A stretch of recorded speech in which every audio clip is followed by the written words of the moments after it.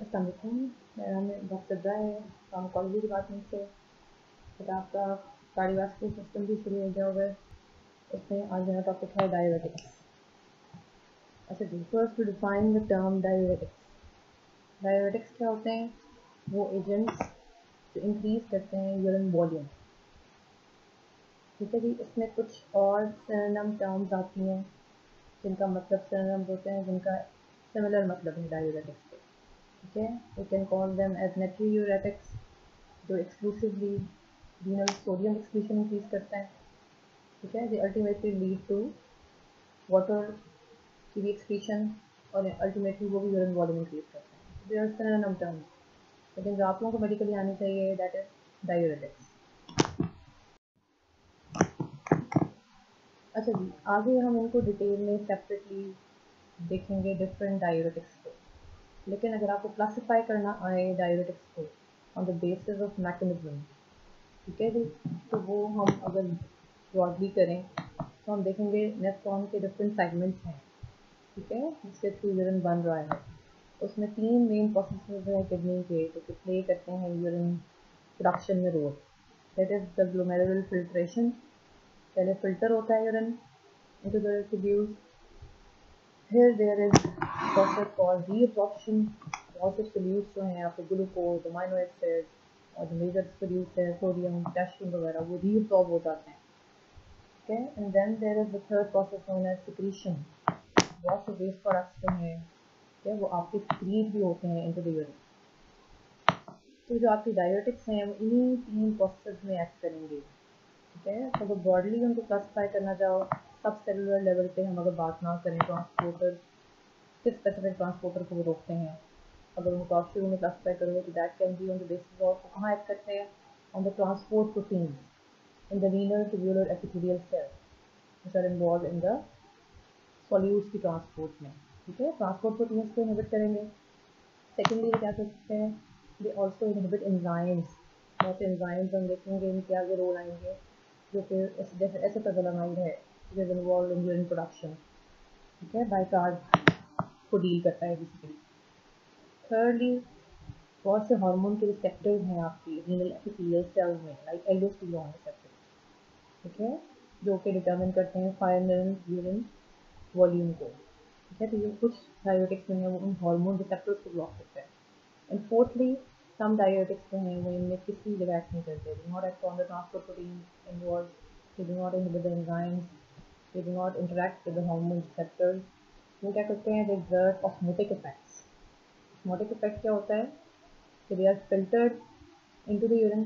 ठीक है, like mannitol आप देखोगे, वो क्या करते हैं, एंड दे ऑस्मोटिक इफेक्ट के through they cause excretion of water as well. ठीक है जी, तो दिस इज ब्रॉडली कह लो एक रफ से मैकेनिज्म ऑफ एक्शन। आपको अगर क्लासीफाई करनी पड़ेंगे डायबिटिक्स को तो ये आपको आने चाहिए। ज़्यादा डिटेल में इनका सब सेलुलर मैकेनिज्म जो है वो आगे हम इंडिविजुअली हर ग्रुप के साथ डील करेंगे। अच्छा जी बेटा, अब डायबिटिक्स की डिटेल से पहले आपको नेफ्रॉन्स के जो डिफरेंट सेगमेंट्स हैं उनका थोड़ा बताना चाहिए और उनका जो फंक्शन है। ठीक है, थर्ड पोर्शन में कौन सा सोल्यूट की रीअब्जॉर्प्शन और सिक्रीशन होती है, तो ये फिजियोलॉजी थोड़ी आपको आनी चाहिए। थर्ड चैप्टर स्टार्ट करने से पहले ये ज़रूरी है, अदरवाइज आपके एमसीक्यूज, एससीक्यूज, रिवर्स इफेक्ट, मैकेनिज्म सब डेफिशिएंट रहते हैं। ठीक है जी, तो अगर ये जहाँ से बुक से पढ़ो अगर उसमें ये नहीं दिया तो प्रेफरेबली फिजियो से या इवन किसी बड़ी बुक से आपको पहले normal physiology of the renal tubule जो है और वहाँ पे कौन कौन से ट्रांसपोर्टर्स हैं वो थोड़ी ज़रूर देखते हैं। अच्छा जी, अब ये ब्रीफली थोड़े से different parts of renal tubule, nephrons के डिफरेंट पार्ट्स हैं और वहाँ पे किस किस चीज़ की रीअब्जॉर्प्शन हो रही है। ठीक है, ये जब हम इंडिविजुअल डायरेटिक्स पढ़ेंगे तो वहाँ पे भी देख लेंगे किस सेगमेंट में वो एक्ट कर रहा है, वहाँ पे भी आ जाएगा, लेकिन स्टार्ट में भी थोड़ा सा ये टच कर लेते हैं। ठीक है, सबसे पहले जी आपका जो फिल्टर होता है urine, it goes into the proximal convoluted tubule. ठीक है जी, यहाँ पे बड़ा क्या होती है, यहाँ पे 100% सब कुछ फिल्टर हो जाता है, सारे glucose, amino acid, all your आपके केटायंस, एनायंस, सल्फाइड कार्ब। ठीक है, तो इधर क्या होता है जी, प्रॉक्सिमल कन्वोल्यूटेड ट्यूब्यूल के level 100% of the filtered glucose and amino acids जो होते हैं वो रीअब्सॉर्ब हो जाते हैं, ठीक है। इसके अलावा 85% ऑफ द सोडियम बाइकार्ब जो है main alkali of the body वो रीअब्सॉर्ब होती है इस लेवल पे, और 65% ऑफ योर मेजर केटाइन जो हैं जो फिल्टर होते हैं, लाइक सोडियम, पोटेशियम, कैल्शियम और मैग्नीशियम, ठीक है।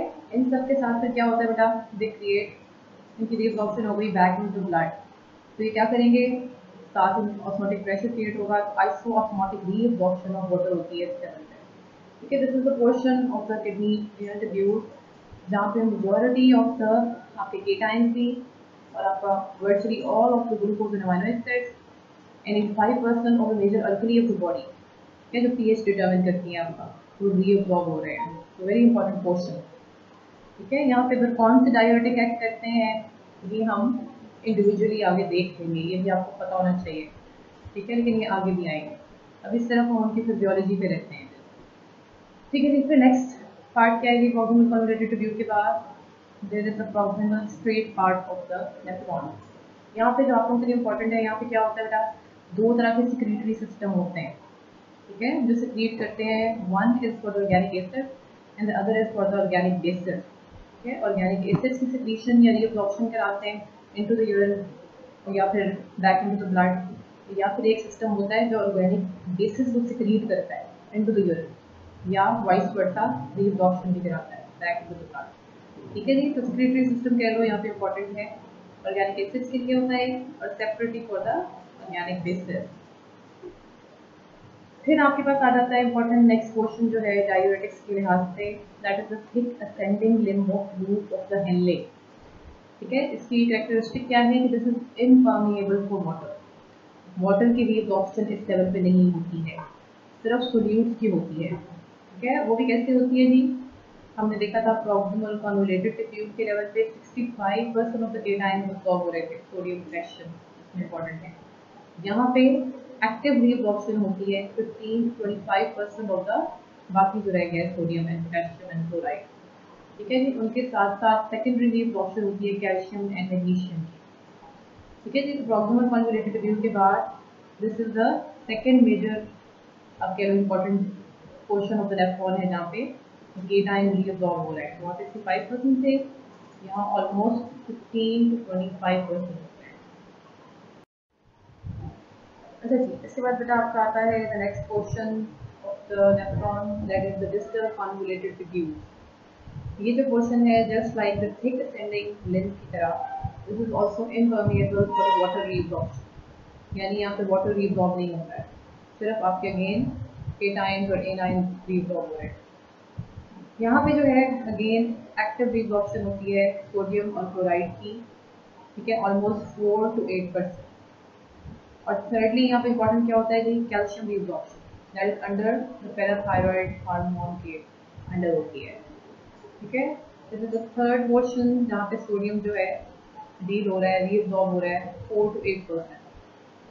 फिर आपके अगले पोर्शन आ जाते हैं दो जी, these are the cortical collecting tubule and the medullary collecting ducts. ये जो होते हैं यहाँ पे वाटर जो परमेबिलिटी है वेरिएबल है, ठीक है जी, डिपेंड करता है, यही डिटर्मिन करते हैं portion the final urine volume क्या होना है, उसकी ऑस्मोलैलिटी क्या होनी है, यानी अगर बॉडी को वाटर की ज़रूरत है तो यहाँ पे aldosterone mediated and ADH mediated water reabsorption हो जाती है। अगर बॉडी को ज़रूरत नहीं है तो water will be excreted into the urine, ठीक है जी। तो इसमें पहला पोर्शन है कॉर्टिकल कलेक्टिंग ट्यूब्यूल, ये दिस इज एल्डोस्टेरॉन के अंडर होता है। एल्डोस्टेरॉन आपको अगेन अगर फिजियोलॉजी रिवाइज करनी पड़ेगी, क्या होता है, दिस ये वो हार्मोन है जो कंट्रोल करता है आपके सॉल्ट और water balance of the body, ठीक है। तो यहाँ पे वाटर भी रीअब्सॉर्ब होगा और सोडियम भी रीअब्सॉर्ब होगा इफ बॉडी की रिक्वायरमेंट है, according to the blood volume, according to the blood pressure requirement of the body, ठीक है जी। उसके साथ साथ बेटा क्या होता है, एल्डोस्टेरॉन क्या करता है इस लेवल पे, वाटर रीअब्सॉर्प्शन, सोडियम रीअब्सॉर्प्शन, और उसके मुकाबले में एक्सक्रीट क्या करता है इनटू द यूरिन, क्योंकि एक केटाइन आप रीअब्सॉर्ब करोगे तो एक केटाइन एक्सक्रीट करना पड़ेगा, ठीक है, बैलेंस रहे ताकि यूरिन में जो चार्ज है वो बैलेंस रहे। एल्डोस्टेरॉन के साथ अगर सोडियम रीअब्सॉर्प्शन होती है तो या पोटेशियम एक्सक्रीट होगा इनटू द यूरिन या हाइड्रोजन आयन एक्सक्रीट होते हैं, ठीक है जी। इसी तरह मेडलरी कलेक्टिंग डक्ट जो है, यहाँ वाटर डिसॉर्प्शन होती है under the control of ADH part, जिसे हम वेसोप्रेसिन भी कहते हैं। और ये दोनों जो है segments, cortical collecting tube, medullary collecting duct, यही डिटरमिन करते हैं फाइनल यूरिन ऑस्मोलैरिटी क्या होती है। ठीक है जी। तो ये थोड़ा सा आपने फिजियोलॉजी देख लेनी है। इसके आगे हम इंडिविजुअल जो हैं डायूरेटिक्स डील करते हैं और कौन सा डायूरेटिक किस सेगमेंट ऑफ द नेफ्रॉन पे एक्ट करेगा।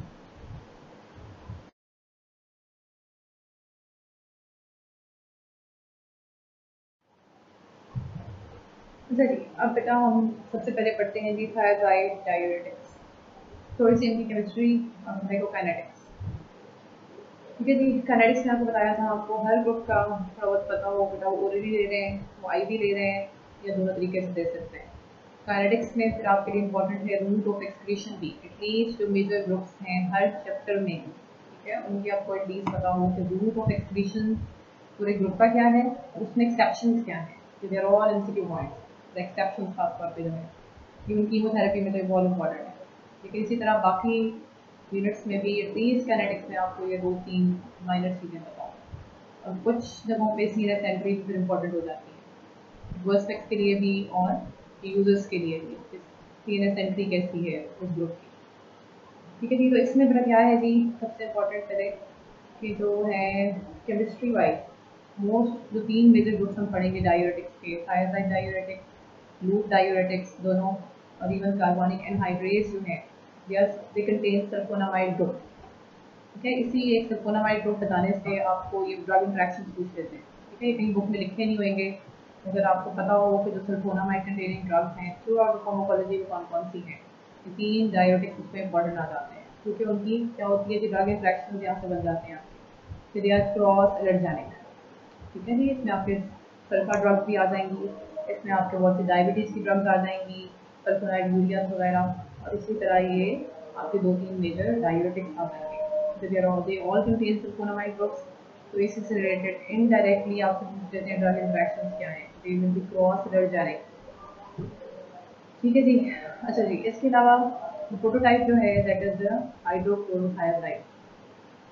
All of the thiazides can be administered orally, सब orally दे सकते हैं। The only one which is available parenterally is the prototype जो आपके पास था, that is the chlorothiazide। So this is the only one which is available for parenteral use। अच्छा जी, ये बेटा group का हो गया। रूट ऑफ एडमिनिस्ट्रेशन क्या है। अब है जी रूट ऑफ एक्सक्रीशन क्या है। All the thiazides जो हैं they are secreted by the organic acid secretory system in the proximal tubule। कहाँ थे ये secretory system, हमने फिजियोलॉजी में देखा था कि proximal straight path में proximal straight path था, it has got 2 secretory systems, one for the organic acid, कहाँ secrete करते हैं, blood से into the urine, यहाँ reabsorb भी करते हैं, लेकिन secretory system को secrete ही करेंगे। ठीक है। इस तरह one for the organic acid, तो थायराइड्स जो हैं दे आर एसिडिक ड्रग्स, तो ये organic acid secretory system in the straight part of the proximal tube से सिक्रीट होते हैं इनटू द यूरिन। ठीक है। This is important for their mechanism as well, क्योंकि ये ल्यूमेन की साइड से एक्ट करते हैं, जिस ट्रांसपोर्टर से इन्होंने एक्ट करना है वो पहले सिक्रीट होते हैं and then they block the transporter, हम आगे देखेंगे वो ल्यूमिनल साइड पे होता है। ठीक है जी। तो ये तो हो गया इनका रूट ऑफ एक्सक्रीशन भी हो गया, इनके मैकेनिज्म के लिए भी ये सिक्रीशन इम्पॉर्टेंट है। इसी से इनका दूसरा इंट्रैक्शन भी निकल आता है, एडवर्स भी निकल आता है कि हमारी बॉडी में और क्या सिक्रीट होता है from this organic acid secretory system. This is the uric acid जो हमारा प्रोड्यूस होता है, this is also secreted into the urine through this organic acid system. तो ये क्या करेंगे, ये कंपीट करेंगे उसके साथ। तो क्या कॉज कर सकते हैं जी, दे कैन कॉज हाइपरयूरिसीमिया। ठीक है जी। इनहिबिट करके खुद सिक्रीट हो जाएंगे, यूरिक एसिड की सिक्रीशन इनटू द यूरिन रोकेंगे। This is the second drug interaction जो आपसे पूछ लेते हैं। ड्रग इंटरेक्शन का या एडवर्स इफेक्ट के दो उसका मैकेनिज्म पूछ लेते हैं, हाइपरयूरिसीमिया का। ठीक है जी। पूरा ग्रुप बेटा एक्सक्रीट भी हो रहा है थ्रू द किडनी, उसमें अगेन एक्सेप्शन है। एक्सेप्शन क्या है, that is the indapamide. This is excreted primarily by the bile, bile से प्राइमरीली एक्सक्रीट होता है। मगर ऑब्वियसली क्योंकि इसका मैकेनिज्म डिपेंड करता है थायराइड का कि पहले ये सिक्रीट हो इनटू द ल्यूमन और वहाँ से ये एक्ट करता है, तो थोड़ा बहुत ये भी सिक्रीट होता है इनटू द किडनी, लेकिन इसका प्राइमरी मैकेनिज्म जो एक्सक्रीशन का है that is not kidney, that is bile. This is the exception है रूट ऑफ एक्सक्रीशन में, तो जो कि एमसीक्यू पॉइंट्स बन जाते हैं। तो काइनेटिक्स को सम अप करने के लिए थायराइड में आपने ये याद रखना है, इंपॉर्टेंट चीज़ें हैं कि दे कंटेन सल्फोनामाइड ग्रुप। क्या उसका ड्रग इंट्रैक्शन है cross allergenic with other sulfa drug, तो सबसे इंपॉर्टेंट तो आपकी एंटी माइक्रोबियल सल्फोनामाइड कहा जाता है। फिर प्रोटोटाइप का नाम चलो ना भी पता हो, दे कैसे रहे, सब ओरली दे सकते हैं। Only one which is available for entry is the prototype that is the chlorothiazide. फिर पूरा ग्रुप जो है सिक्रीट हो रहा है एंड एक्सक्रीट हो रहा है थ्रू द किडनी। उसमें एक्सेप्शंस क्या है जी, इंडापेमाइड। ठीक है जी, तो दिस इज सफिशिएंट काइनेटिक्स या केमिस्ट्री जो आपको थायराइड की आनी चाहिए। अच्छा जी, अब फिर बेटा इसका mechanism of action. Thiazide basically act करते हैं at the level of the distal convoluted tubules, ठीक है, which were impermeable to water. इसके लिए you have to see the diagram कि डिस्टल कॉन्वोल्यूटेड ट्यूब्यूल के लेवल पे what are the transporters present. ठीक है, basically there are two sides हैं इसकी, आप मुझे डायग्राम में देख सकते हो। One is the luminal side, ठीक है, जहाँ पे यूरिन फिल्टर होके आ रहा है, and second is the interstitial या ब्लड की साइड, जहाँ पे रीअब्जॉर्ब होके बैक इनटू द ब्लड चीज़ें जा रही हैं। ठीक है, कुछ ट्रांसपोर्टर वहाँ प्रेजेंट होते हैं, कुछ ल्यूमिनल साइड पे प्रेजेंट है। अब जो थायराइड है in the first stage they are secreted, हमने देखा था at the proximal straight part of the nephron में there is an organic acid secretory system, वहाँ से they are first secreted into the luminal side of the urine, जहाँ पे urine बन रहा है उस ल्यूमिन में दे आर फर्स्ट सिक्रीटेड। फिर उसी ल्यूमिन में बेटा वो नीचे आते जाएंगे, प्रॉक्सिमल स्ट्रेट पार्ट में वो आ गए हैं ल्यूमिन में। ठीक है, then at the level of the distal convoluted tubule वो ल्यूमिनल साइड से एक्ट करेंगे and they inhibit the transporter called sodium chloride cotransporter. ठीक है जी, this leads to what, this leads to the inhibition of the reabsorption of sodium and chloride primarily. ठीक है, तो इससे ही this is the primary mechanism, primary diuretic mechanism इसका है बाय इनहिबिटिंग दिस ट्रांसपोर्टर। इसी के साथ साथ फिर क्या हो जाएगा जी, और रीअब्जॉर्प्शन ऑफ वाटर भी रुक जाती है। ठीक है, तो this is the primary diuretic mechanism हो गया। इसके साथ साथ जो इसका सेकेंडरी इफेक्ट आता है on the calcium reabsorption as well. ठीक है जी, due to this inhibition of sodium chloride transporter हम देखेंगे this leads to the enhancement of the calcium reabsorption in both the proximal and the distal convoluted tubule. इसको कैसे ये कहता है एनहांस, ये हम नेक्स्ट स्लाइड में देख लेते हैं।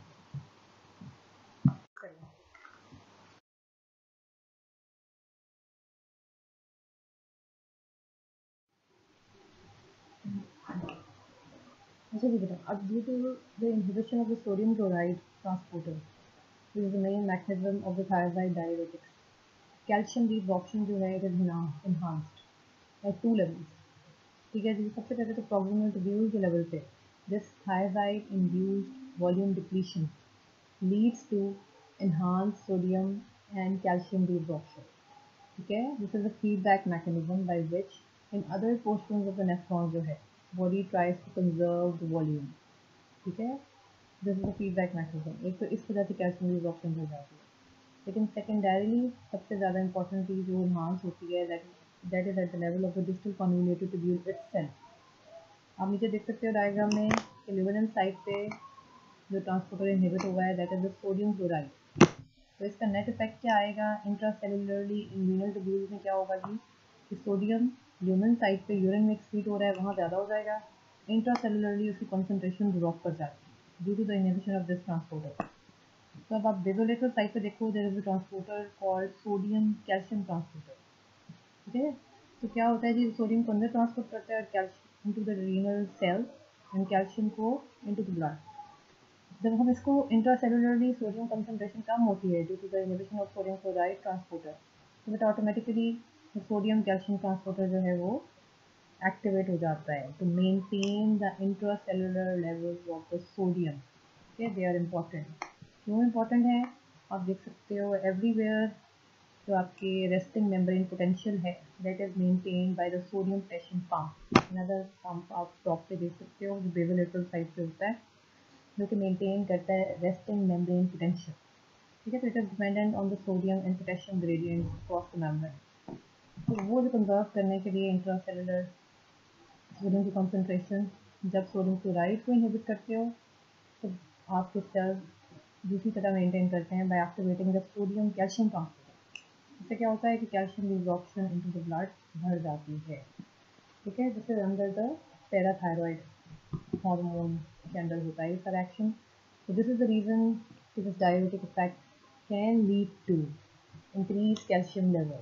Normally, hypercalcemia is not seen in normal patients. Okay, there are other mechanisms in the body by which calcium जो है regulate होता है, उसकी absorption at the level of GIT कम हो जाती है, another mechanism है। Unless and until there is a secondary कोई hypercalcemia cause है, like carcinoma है, hyperparathyroidism है, उधर hypercalcemia due to the thyroid can unmask, ठीक है, वहाँ पे ये डेंजरस होता है।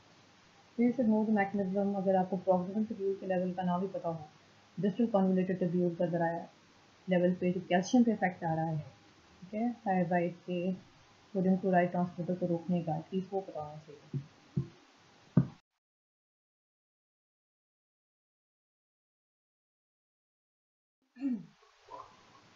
अच्छा जी बेटा, ये this comes up the mechanism of action of thyroid, ठीक है। इसमें जो इम्पोर्टेंट चीज़ है, अनदर ड्रग इंट्रैक्शन निकल आता है इस मैकेनिज्म से, दैट इज इसका mechanism of action is dependent on renal prostaglandin production, ठीक है जी।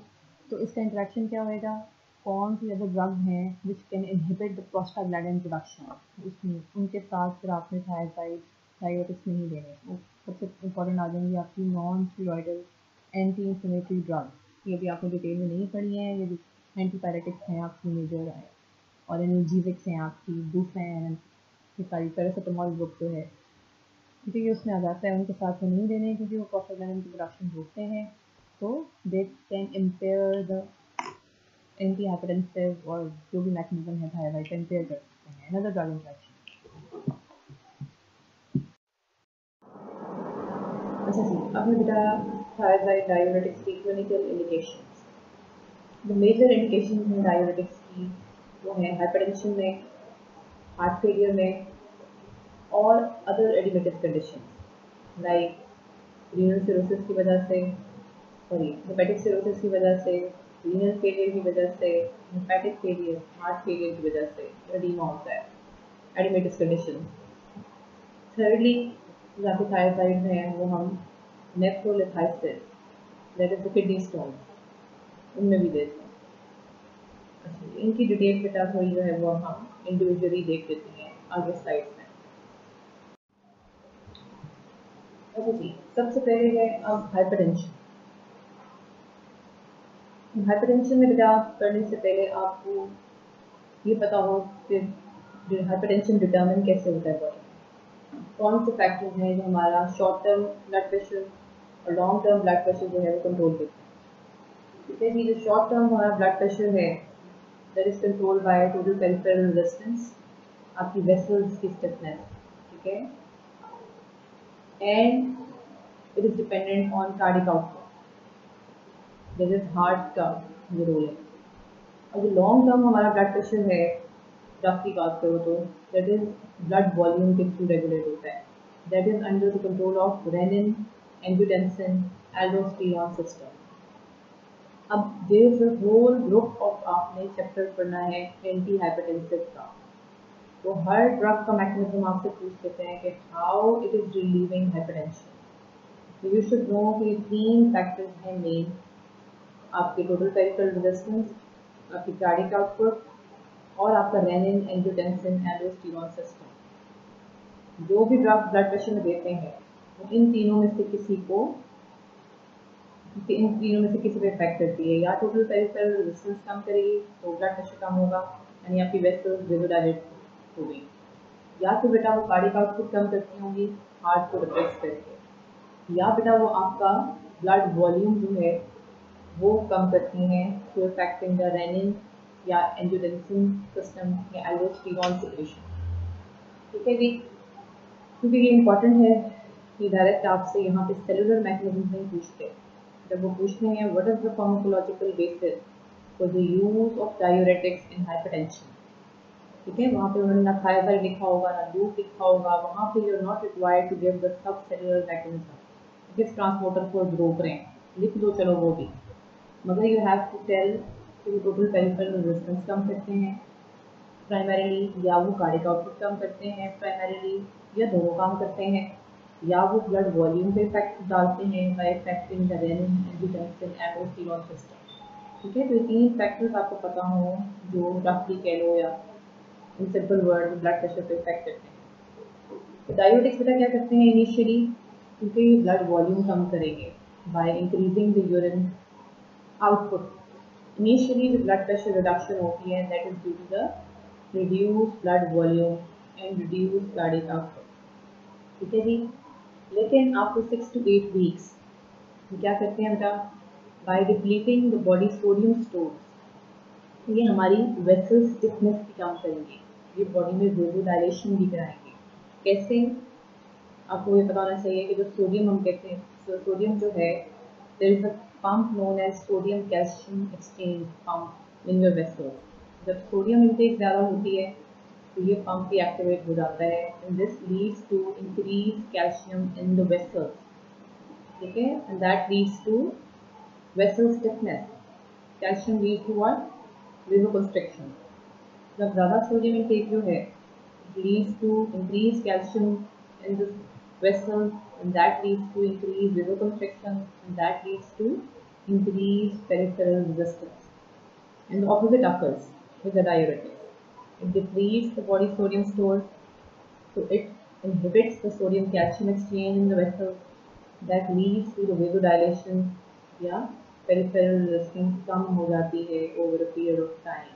okay, after 6 to 8 weeks का जो यूज है, अल्टीमेटली ब्लड प्रेशर कम होता है initially due to reduce blood volume, secondarily आप कह सकते हो again due to vasodilation as well, या पेरिफेरल रेजिस्टेंस कम भी हो जाता है।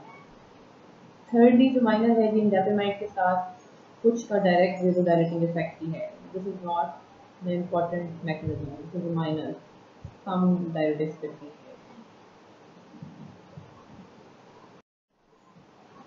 अच्छा जी, अब किस टाइप ऑफ हाइपरटेंशन में कौन सा डायबिटिक प्रेफरेबल है, ये बेटा हम एंटी हाइपरटेंसिव चैप्टर सेपरेट है वो ये वहाँ पे ज़्यादा डिटेल में कर लेते हैं, लेकिन यहाँ पे स्लाइड्स मैंने ऐड कर दिए हैं, अगर डायबिटिक्स में आपके लिए आए कि वो अभी सर ने पढ़ाना है एंटी हाइपरटेंसिव चैप्टर सेपरेटली, वो जब कर लोगे तो you can see the slides as well. कुछ डायबिटिक्स अभी हमने आगे पढ़ने हैं, ठीक है, ये उस चैप्टर में भी काफ़ी डिटेल में आ जाता है।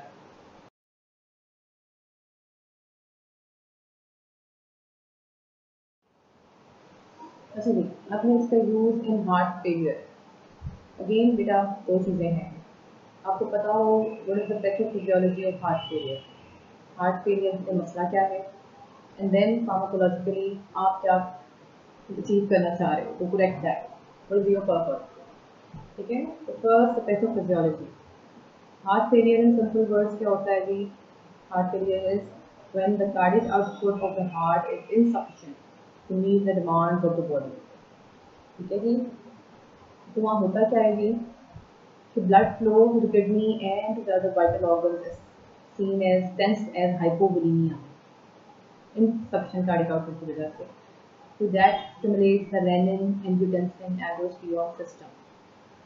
बॉडी क्या करती है, tries to conserve the blood volume, ठीक है, retention of salt and water होती है due to the hypovolemia। अब क्या होता है, this is already a failing heart, तो this additional salt and water retention जो है heart cannot pump it forwards to back cooling starts। ठीक है जी, बैक कूलिंग का क्या मतलब है, वो जमा होना शुरू हो जाएगा within your interstitial fluid as edema or within your lungs as pulmonary edema। This is the point जब edema फिर होना शुरू हो जाए when diuretic use becomes necessary। ठीक है, पैथोफिजियोलॉजी आपको थोड़ी सी पता हो, हार्ट फेलियर में हो क्या रहा है, एडिमा फ्लूइड क्यों हो रहा है। ठीक है, एक जगह आपके ऐसे क्वेश्चन आया हुआ है, वहाँ पे उन्हें रीज़न पूछी हुई है आपसे कार्डियक फेलियर में, why this pulmonary oedema is occurring. ठीक है, और उसमें से साथ पूछा हुआ है what is the role of the diuretics in relieving the pulmonary oedema. This is the pathophysiology. Next slide में हम देखते हैं कि डायरेटिक्स कैसे रिलीव करते हैं शरीर में। अच्छा जी, अब बताइए फार्माकोलॉजिकली कैसे करेक्ट करते हैं सिम्टम्स ऑफ एडीमा या पल्मोनरी कंजेशन या हार्ट फेलियर के symptoms by reducing the blood volume. ठीक है, देख करें obviously they will reduce the accumulation of oedema. This is symptomatic, इनका रोल है in heart failure. Symptomatic improvement करते हैं एडीमा की वजह से, जो कंजेशन की वजह से सिम्टम्स आ रहे हैं, dyspnoea and all that, because they have got no effect on the feeling heart. ठीक है, symptomatic treatment है basically. Secondly, due to this reduction in the edema in pulmonary vessels, there is somewhat improved oxygenation and thereby may improve myocardial function. Thirdly, by reducing the blood volume determines obviously the preload and the afterload on the heart. These are the pressures against which the heart has to contract. The pressure in your venous system and the pressure afterload of your pressure in your arterioles against which the heart has to work. ठीक है, तो blood volume कम होता है तो ये इस पर जो वर्कलोड ऑफ द हार्ट है वो भी कम हो जाता है। This might improve the cardiac output. So these are the three main mechanisms by which heart failure में या pulmonary condition में या pulmonary edema में डायरेटिक्स हम देते हैं। Remember this is only symptomatic. Edema कम करेंगे, सिम्टम्स कम करेंगे कंजेशन के, तो थोड़ा बहुत कार्डियक आउटपुट बढ़ाएंगे by reducing preload and afterload, और थोड़ी बहुत ऑक्सीजनेशन लेवल इंप्रूव करेंगे। ठीक है जी। अच्छा जी, अनदर यूज जो है डायरेटिक्स का, थायराइड डायरेटिक्स का, that is nephrolithiasis, which is the term which says there are stones in the kidneys. ठीक है, किडनी स्टोन्स। अब होता क्या है, 2/3 ऑफ द किडनी स्टोन जो है they contain calcium, either as calcium phosphate और कैल्शियम ऑक्सलेट। ठीक है, they can be treated with thiazide diuretics. इसमें इनका मैकेनिज्म क्या है, कैसे रिलीव करेंगे, आपको पता है क्योंकि दे थायराइड जो है दे इन्हांस कैल्शियम रीअब्जॉर्प्शन। ठीक है, ये पिक कर लेते हैं, उठा लेते हैं कैल्शियम को from the urinary tract, from the kidney back in the blood. Urinary tract में और किडनीज में कैल्शियम लेवल्स कम हो जाते हैं। अगर remember this is only for the stones in the urinary tract of kidneys के लिए they are effective. अगर systemic stones हैं like जैसे gallbladder stones होते हैं, ठीक है, वहाँ पे they are contraindicated क्योंकि systemically they are causing hypercalcemia। ठीक है, काम कर सकते हैं क्योंकि कैल्शियम एब्जॉर्प्शन ब्लड में बढ़ाते हैं। systemic stones के लिए नहीं देना, ये क्या कह सकते हो कि stones elsewhere in the kidneys and the urinary tract वहाँ पे they will बल्कि exacerbate the condition, calcium level बढ़ाते हैं। लेकिन only for the kidney stones के लिए इफेक्टिव। धीरे इफेक्ट उठा लेते हैं बैक इन द ब्लड। जी, अब है इनके बेटा adverse effects, toxicity of diuretics, thyroid diuretics. Most common adverse effect जो ऑब्जर्व होता है इनके साथ, that is hypokalemia, that is the decrease levels of potassium ions and metabolic alkalosis. ठीक है, you have to remember कि despite the fact that they were affecting the sodium chloride transporter and the calcium reabsorption. So why is that? Hyponatremia is not the most common adverse effect, and why it is affecting the potassium ion and the metabolic status of the body. ठीक है, इसकी वजह ये होती है बेटा, ये inhibit करते हैं sodium chloride की ट्रांसपोर्ट को in the district tube. This leads to increased delivery of the sodium chloride, sodium ions downstream at the level of the connecting tubules and ducts. Obviously urine में अब sodium ज़्यादा आ रहा है। अब diuretic induced जो hypovolaemia है, it stimulates the production of aldosterone in your body. This is the feedback mechanism. जब भी ब्लड प्रेशर ड्रॉप करता है तो ये सिस्टम एक्टिवेट हो जाता है, aldosterone, renin, angiotensin, aldosterone system. Aldosterone क्या करते हैं, वो try to conserve salt and water aldosterone. तो एल्डोस्टेरोन की स्टिमुलेशन जब होती है, it acts at the level of the cortical collecting tubules, और वहाँ क्या करती है हमारी बॉडी, सोडियम को रिब्लॉक कर लेती है अलॉन्ग विद वाटर, और उसके एक्सचेंज में क्योंकि आपने एक positive ion sodium ion urine से उठा लिया है, तो बैलेंस द जो आयन है keep the urine neutral. एक positive ion reabsorb होता है, a positive ion has to be secreted into the urine. तो aldosterone सोडियम आयन को reabsorb करती है along with water, ठीक है, और एक्सचेंज में उसके secrete होता है either potassium ion that leads to hypokalemia, और या फिर secrete होता है hydrogen ion which determines the acidic status of the body. तो उसकी deficiency जब हो जाएगी that leads to metabolic alkalosis.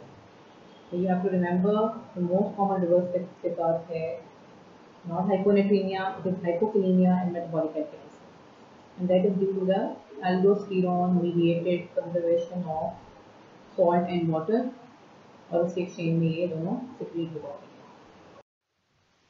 ये बेटा इससे जो आपके hypokalemia और metabolic alkalosis हो रहा है due to the aldosterone mediated reabsorption of sodium, ये उसी का मैकेनिज्म है. अब कॉर्टिकल कलेक्टिंग ट्यूब्यूल्स के लेवल पे आपने डिस्टल कन्वोल्यूटेड ट्यूब्यूल के लेवल पे इनहिबिट कर दिया था सोडियम क्लोराइड ट्रांसपोर्टर को. तो डाउनस्ट्रीम मतलब है डिस्टल कन्वोल्यूटेड ट्यूब्यूल से आगे कॉर्टिकल कलेक्टिंग ट्यूब्यूल में कलेक्टिंग डक्ट्स में सोडियम ल्यूमिनल साइड से यूरिन में ज़्यादा आएगा. तो इस लेवल पे फिर क्या होता है जी, हाइपोवोलेमिया इंड्यूस्ड एल्डोस्टेरोन सिक्रीशन होगी. तो वो क्या करती है, it act at the level of these cells. Two type of cells हैं यहाँ पे कॉर्टिकल कलेक्टिंग ट्यूब्यूल में. One are the principal cells, the other are the intercalated cells. ठीक है, तो देखिए एल्डोस्टेरोन क्या कर रहा है, by acting on the intracellular receptors, ठीक है जी, it is activating the sodium channels. Sodium is being reabsorbed from the luminal urine side into the renal tubules, और उसके मुकाबले में क्या होता है, at the level of the principal cell, one potassium ion is being excreted. ठीक है, तो then there are second type of cells at this level. वहाँ पे क्या होता है जी, सोडियम अगर reabsorb हो रहा है तो वहाँ पोटेशियम चैनल नहीं है, वहाँ पे हाइड्रोजन पंप है, हाइड्रोजन आयन एक्सक्रीट होता है सोडियम को कंजर्व करने के लिए. ठीक है, this is the mechanism by which these two would reverse effect result. इसके अलावा इनके कुछ मेटाबॉलिक साइड इफेक्ट्स भी हैं. ठीक है, they lead to chronic use जो है can lead to hyperlipidemia, 5 to 15% increase in total cholesterol and LDL levels. So you have to watch for that when you are giving them to the hypertensive patient for a prolonged period of time which have already got hyperlipidemia जिनमें हो पहले. फिर इसके अलावा they can also cause hyperglycemia. This is due to the two effects. एक तो they can impair the release of insulin, and secondly they can also diminish and impair the tissue utilization of glucose. Thirdly, बताइए क्या कराता है जी metabolically, it can cause hyperuricemia. This is linked to its mechanism of action. वहाँ पे हमने देखा था it is secreted by the organic acid secretory system. जो आपके diuretics हैं, where it sits आपका proximal straight part में वो secrete होते हैं into the urine by organic acid secretory system. वहीं से हमारा uric acid secrete होता है into the urine. So they will compete with the uric acid. तो क्या होगा जी, when they are secreted into the urine, तो obviously uric acid का level into the आपके ब्लड घट जाता है. That can lead to hyperuricemia and can precipitate attacks of blood. अच्छा जी, a rare reverse effect is hyponatremia. अभी आपको remember just again जैसे आपको पहले बताया था, despite the fact that thyroid diuretics were affecting sodium chloride transporter, hyponatremia is usually not observed. ठीक है, unless and until क्यों नहीं observe होता जी, क्योंकि hypovolemia induced aldosterone secretion body में होती है. क्या करती है, it conserves sodium and water, that's why it is less common. सिर्फ उन कंडीशंस में जहाँ पे बेटा आप वाटर इनटेक आपको हाइपोवोलेमिया इंड्यूस होता है ऑब्वियसली ड्यू टू डायरेटिक, तो आप पानी ज़्यादा पीते हो. ठीक है, क्योंकि उससे क्या होगा, जो रिप्लेसिंग द वाटर, बट जो थर्स्ट इनटेक है या पानी इनटेक है खाली आपका सोल्यूट्स अगर एडेड नहीं है, it will lead to dilutional hyponatremia to some extent.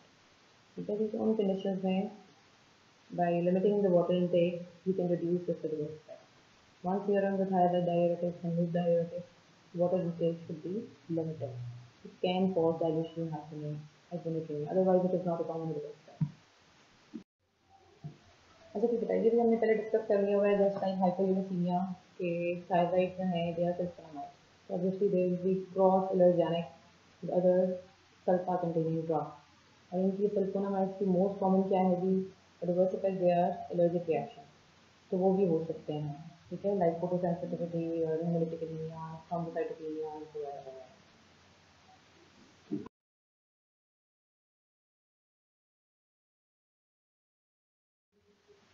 हाँ जी, ये भी किताब अल्टीमेटली सम अप करता है the effect of the individual diuretics, अभी हमने थायराइड की टच हैं, on the urinary electrolyte and on the body pH. ये आपको बहुत बार ऐसे भी क्वेश्चन में भी आया हुआ है कि किन किन आयंस का जो एक्सक्रीशन में बढ़ जाता है इंडिविजुअल। थायराइड का सबसे ज़्यादा इफेक्ट होगा सोडियम से हो गया, पोटेशियम से हो गया, और to some extent minor sodium bicarbonate की एक्सक्रीशन बढ़ाता है। ठीक है जी, बॉडी पीएच से क्या होता है, it leads to metabolic acidosis, तो बॉडी पीएच बढ़ जाती है। ठीक है, just sums up thyroid diuretics. पहले फिजियोलॉजी करो, नेफ्रॉन्स के डिफरेंट पोर्शंस की डिटेल में, फिर बेटा स्टार्ट फ्रॉम द मैकेनिज्म, वो सिंपल है, मगर आगे जो चीज़ें हैं वो आपको कॉन्सेप्ट लेके चली जाएंगी। अगर आपको यूजेस वो खुद बता देते हैं, हाइपरटेंशन में ले रहे हो, यू शुड नो कि ब्लड प्रेशर डिपेंडेंट किन पे है, और जो हम ड्रग्स देंगे वो किस तरह ब्लड प्रेशर कंट्रोल है, हार्ट फेलियर में उनका रोल क्या है, पल्मोनरी कंजेशन में उसका रोल क्या है, भी ऐसे की क्वेश्चन आए हुए हैं कि पल्मोनरी एडिमा में डायरेटिक्स कैसे रिलीज करते हैं। ठीक है, ब्लड प्रेशर में पूछ सकते हैं। इसी तरह फिर आपकी जिंदगी एडवर्स इफेक्ट है कॉमन, क्यों हाइपोनेट्रीमिया ज़्यादा कॉमन नहीं है, थोड़ा सा common adverse effect hypokalemia, metabolic alkalosis, उनके मैकेनिज्म क्या है, why they are more common. ठीक है, ये कुछ चीज़ें हैं तो कॉन्सेप्ट वाइज नेक्स्ट हम डील करेंगे लूप डायरेटिक्स अगले लेक्चर में। चलो, अल्लाह हाफ़िज़।